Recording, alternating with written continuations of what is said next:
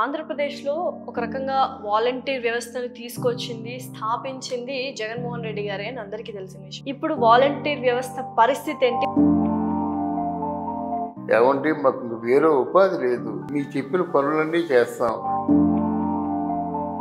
Qualification లేదు, ఎవరైనా విధుల్లో జాయిన్ అవ్వదు. ఇప్పుడు వాలంటీర్స్ తప్పులు బయటకు తీస్తున్నారా వాలంటీర్ వ్యవస్థని ఉంచమంటుంటే? ఈ రోజు ఇద్దరు బాయి బాయి రామలక్ష్మణుడు నాకు ఉన్నారు, రేపు వాడి సుగ్రీవులాగా అయిపోతారు. ఇద్దరి మధ్యలో లోకేష్ బాబు గారి పరిస్థితి ఏంటి? ఆయన స్థానం ఏంటి? అయ్యా పదవిలో కూర్చుంటే ఎలాంటిదంటే మనిషి రక్తం రుచి మరిగిన పెద్ద పులి లాంటిది పదవి.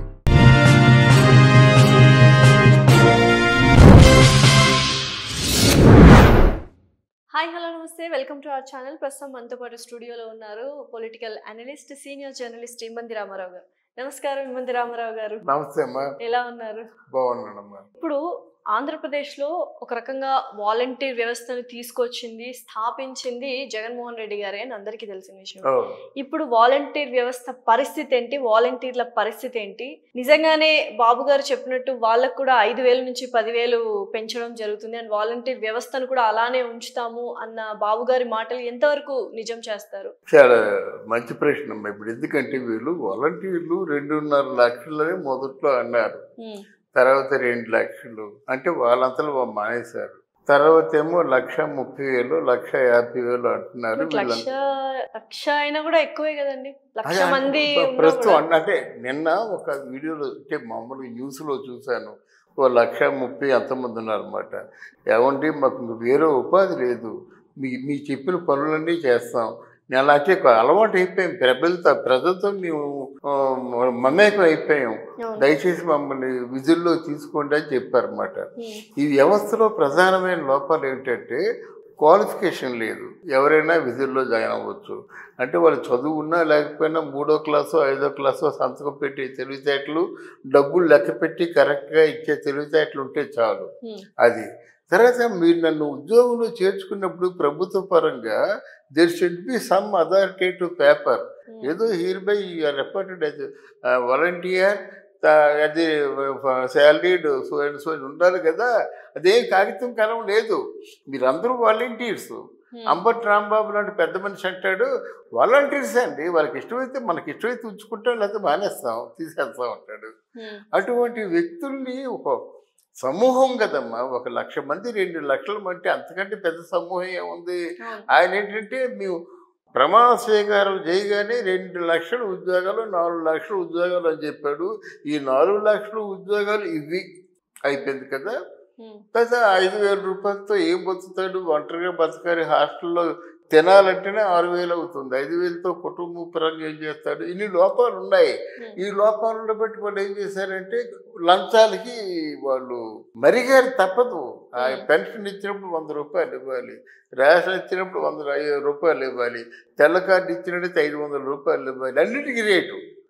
రుణం ఇప్పించినట్టయితే 1,000 రూపీస్ ఇవ్వాలన్నమాట.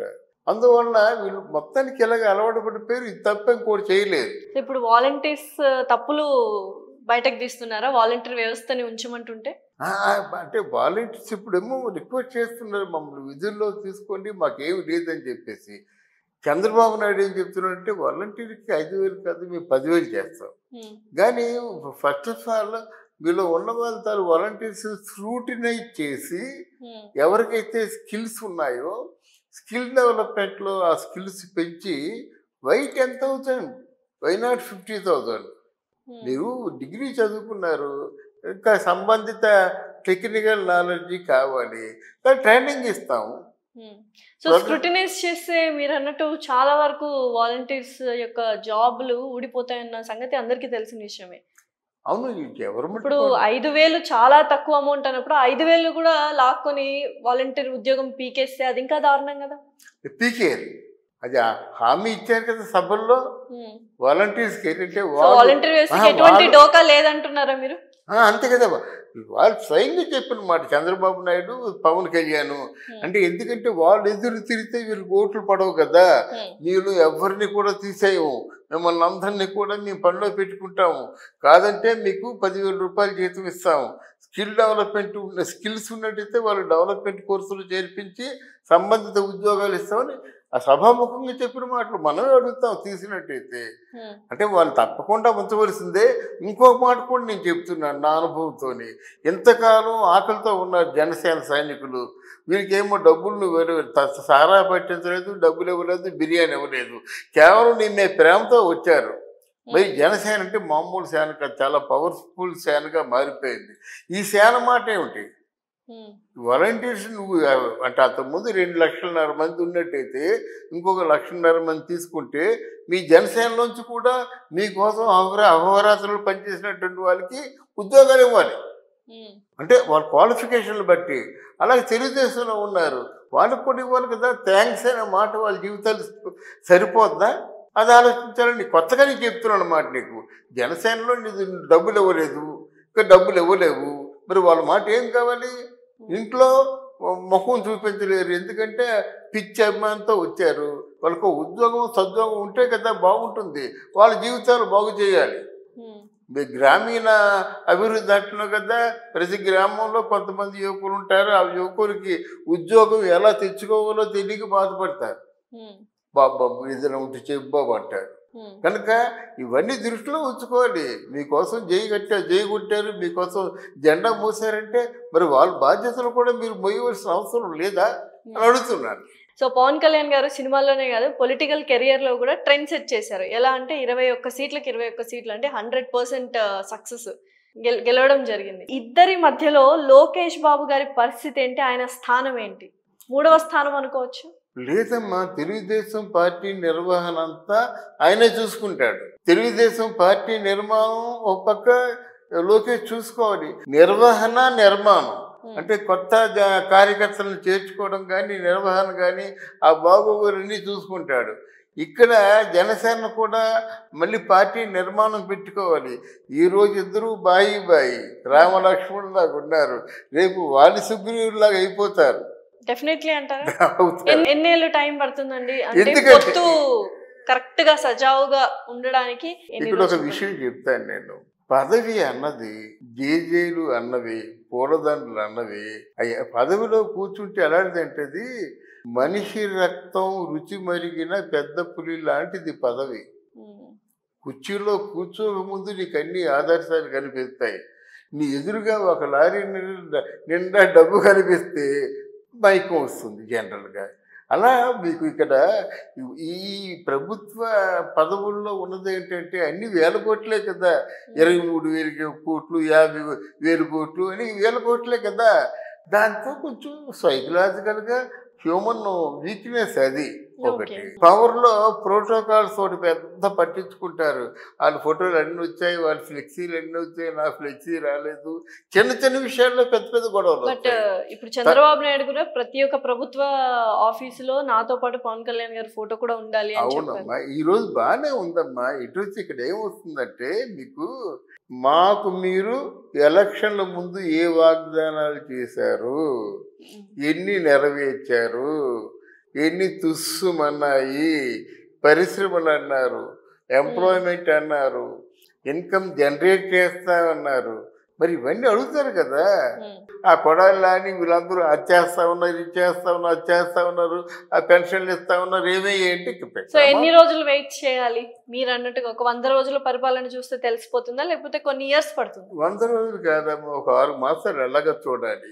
6 మాసాలు దాన్ని హనీమూన్ పీరియడ్ అంటారన్నమాట. హనీమూన్ పీరియడ్ కొత్తగా ప్రభుత్వం నిర్మాణం ఏంటి కనుక కొన్ని చంద్రబాబు నాయుడు గారికి ఏంటండి కొత్త? ఎన్ని ఏళ్ళు చేశారు ఆయన ముఖ్యమంత్రి? అలా కాదు. ఇప్పుడు స్టేట్ ఆఫ్ ఫైనాన్స్ ఉంటుంది కదా ప్రభుత్వంలో. What is the present stand of the financial atmosphere and everything. They would check it out first of all. ఆ సిఎస్లు మారిపోయారు కదా, వాళ్ళు స్టడీ చేయాలి, వీళ్ళు ఫీడ్బ్యాక్ ఇవ్వాలి. ఆ స్టడీ చేయకుండా వీళ్ళు ఫీడ్బ్యాక్ లేకుండా వీళ్ళు ఏం మాట్లాడతారు, ఏం భరోసా ఇస్తారు? వీళ్ళకి అందరికీ ప్రోటోకాల్స్ ఉన్నాయి కదా.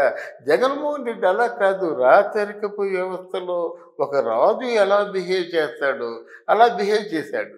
మనం గవర్నమెంట్లో దేనికి కేటాయించే డబ్బులు దానికే కేటాయించాలి. కేంద్రం పర్టికులర్గా పోలవరానికి ఇన్ని కోట్లు ఖర్చు పెట్టండి అని చెప్పేసి ఎంతో ఇస్తే దాన్ని డైవర్ట్ చేయడం ఎందుకు? నీకు డైవర్ట్ చేయు. ఇప్పుడు నువ్వు 72% దాకా తెలుగుదేశం అయిపోయింది, మేము ఇంకో 10% పెంచాం అని చెప్పాలి కదా. చెప్పకపోయినట్టు ఏమవుతుంది? ఆ ఫండ్స్ ఏమయ్యాడతారన్నమాట. అదే కదా అడిగారు, మీ పోలవరం డెవలప్మెంట్ కోసం కూడా ఫండ్స్ ఇచ్చాము, ఆ ఫండ్స్ ఏమయ్యాయి? డెవలప్మెంట్ అసలు జరగలేదంటారా పోలవరం ప్రాజెక్టులో? ఓన్లీ 72% అది చంద్రబాబు నాయుడు హయాంలో జరిగిన తర్వాత అటుపక్క వెళ్ళలేదు. జోక్ ఏంటంటే ఇప్పుడు ఇరిగేషన్ శాఖ మంత్రులు అనిల్ కుమార్ యాదవ్కి కానీ అంబటి రాంబాబు కానీ ఆ ఇరిగేషన్ అంటే ఏమిటో తెలియదు. ఇరిగేషన్ అంటే ఏమిటో తెలియదు, వెళ్ళలేదు. అక్కడ అనిల్ కుమార్ యాదవ్ అసెంబ్లీలో ఒకసారి అన్నాడు, that Polavaram project will be completed 31st December 2021 అన్నమాట. 21 లేదు, 24 అయిపోతుంది. నెక్స్ట్ అంబటి రాంబాబు ఉన్నాడు, ఆయనకేం తెలియదు. వెళ్ళాడు, చూశాడు, వచ్చాడు. ఎవరైనా పోలవరం గురించి ప్రశ్నిస్తూ కోపడతాడు ఆయన. Don't ask me anything about Polavaram, I don't know అంటాడనమాట. చిన్న భిన్నం అయిపోయిందమ్మా అంతా. మొన్నటి అంతా కలిసి మాట్లాడే వాళ్ళు ఎవరు? జగన్మోహన్ రెడ్డి తాలూకు హయాంలో ఆ కొడాలి నాని, అంబటి రాంబాబు, వల్లభనేని వంశీ, ఆ పేరుని నాని, ఈ రోజా, అనిల్ కుమార్ యాదవ్, అంతా ఒక 6 ఉన్నారు. 6 మాట్లాడతారు. మిగతా 151 మంది కూడా డమ్మీలే కదా వాళ్ళు. అందువల్ల కొన్ని లోపాలు జరిగాయి. లోపాలు జరగకపోతే అయితే ఒకటి చెప్తున్నాను, జగన్మోహన్ రెడ్డి ఖర్చు పెట్టలేదని చెప్పలేదు. జగన్మోహన్ రెడ్డి ఖర్చు పెట్టినప్పుడు కూడా దాన్ని సరిగ్గా ప్రొజెక్ట్ చేయలేదు. ఓకే. అది